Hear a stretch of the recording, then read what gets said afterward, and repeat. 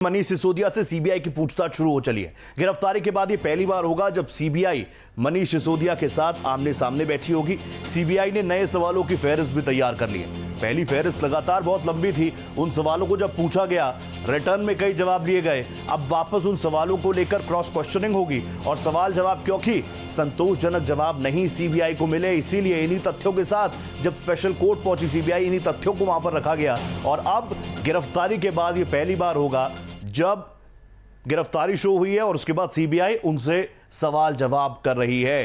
राकेश हमारे साथ लगातार बने हुए हैं, राकेश से बात करते हैं। राकेश, क्योंकि गिरफ्तारी के बाद पहली बार होगा सच से सामना मनीष सिसोदिया का, कितने तैयार सिसोदिया, क्योंकि आप लगातार इस मामले को कवर कर रहे हैं, क्या कुछ उनका बॉडी लैंग्वेज कह रहा है, कितने कॉन्फिडेंट मनीष सिसोदिया नजर आ रहे हैं सीबीआई के समक्ष?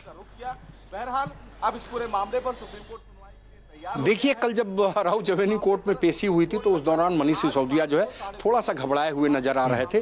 पूरा जो राउज एवेन्यू कोर्ट का परिसर है वो पुलिस से पटा पड़ा था, चप्पे चप्पे पुलिस तैनात थी। यहाँ तक कि कोर्ट के दरवाजे पे भी पुलिस तैनात थी, जो मेन दरवाजा है वहाँ पुलिस तैनात थी। थोड़ा सा घबराए हुए थे क्योंकि उनको इस बात का आभास था, क्योंकि अभी जो जांच है, जो शराब नीति है, अभी जो जांच है वो प्रारंभिक स्थिति में है। सीबीआई का यही कहना था कि देखिए अभी जो आगे की जांच है वो चल रही है, लिहाजा इनकी कस्टडी इसलिए जरूरी है क्योंकि आगे की पूछताछ करनी है, कन्फ्रंट कराना है। जो भी हमने अप्रूवर बनाया है, जिन अधिकारियों से हमने पूछताछ की है, उनको आमने सामने मनीष सिसोदिया के बिठा करके हमको पूछताछ करनी है।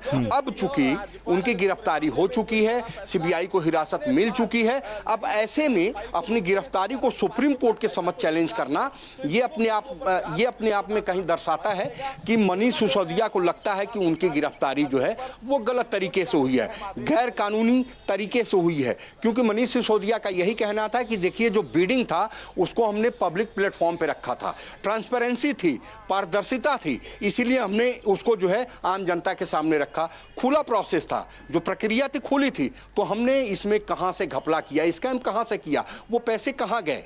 तो अब जो है चूंकि मामला सुप्रीम कोर्ट आ चुका है, गिरफ्तारी का मसला आ चुका है, लेकिन जो 5 दिन की सीबीआई हिरासत है वो तो जारी रहेगी। लेकिन यहां पे अब देखते हैं कि क्या सुप्रीम कोर्ट जब 3:30 बजे सुनवाई करती है तो उनके गिरफ्तारी पर रोक लगाती है या फिर नहीं, ये देखने वाली बात होगी। चूंकि गिरफ्तार हो चुके हैं, अब देखना होगा कि अपनी दलील में अपनी गिरफ्तारी को सीबीआई ने जो गिरफ्तार किया है उसको किस तरीके से वो गलत ठहराते हैं।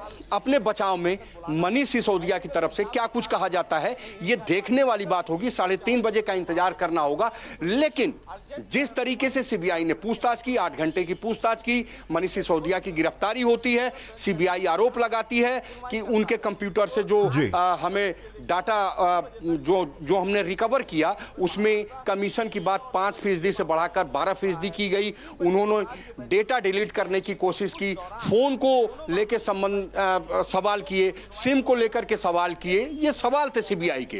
हालांकि अपने बचाव में सिसोदिया ने यही कहा कि देखिए जो हमारा फोन तो सीबीआई के पास है जी, और जहां तक ठीक है राकेश, क्योंकि 3:30 का वक्त है और इंतजार रहेगा कि सुप्रीम कोर्ट से क्या कुछ निकलकर सामने आता है।